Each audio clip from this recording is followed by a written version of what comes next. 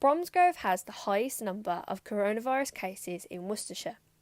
Several schools have had to close their doors to a large number of pupils, the Coppice Primary School in Wythall being the latest. So why is Bromsgrove turning into a COVID hotspot? We spoke to Deputy Leader of Bromsgrove District Council, Adam Kent, to find out.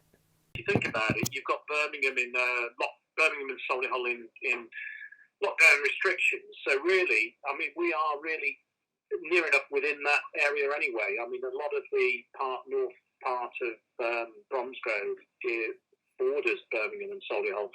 And indeed, within within my own county division in Wythall, some streets on one side are Birmingham and on the other side they're in Worcestershire. So clearly we are going to be likely, particularly with the residents, many of them working and shopping in Birmingham and Solihull, going to be more going to see more cases than you would if you were in the south of Worcestershire, for example.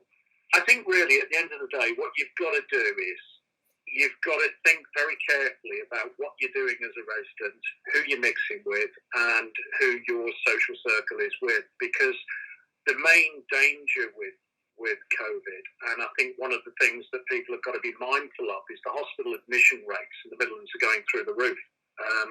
I think we had something like in the start of August, 5 a day, and it's over 50 a day now. And I think probably with the messaging that we've had, it's got a little bit confusing about what you should do and what you shouldn't do. And the basis of this really is obviously going to be that effectively we've got to make sure that the vulnerable and the elderly are protected and that we don't overrun the hospitals with cases. So this just isn't a case of just people being found to have the virus and otherwise they're well. We are seeing a huge increase in the number of hospital admissions, and that's what causes me the greatest concern.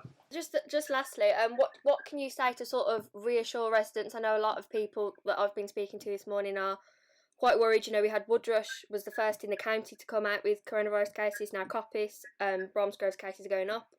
How do you sort of reassure people that this isn't all ending up back where we were in March?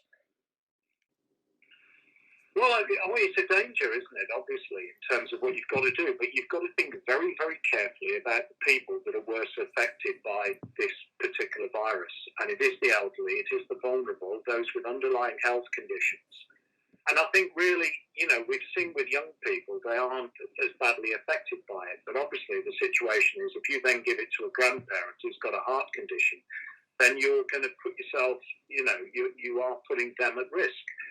So I think you've got to be incredibly careful. You've got to adhere to the social distance in the 2 metres where possible, and you've got to wear a face mask. And I do get countless reports about particular areas and all sorts of other issues where people are concerned about people not conforming to the regulations. Now, everybody's got their own view in terms of how bad it is and everything else. And I think the key thing moving forward is we've got to get through this and past it so that we can get our lives back to normal. And it's always a case of trying to bring it into a situation where it's manageable. If we suddenly run out of hospital beds and intensive care beds, then we're in serious difficulty. And I think you've just got to be very, very careful about what you do.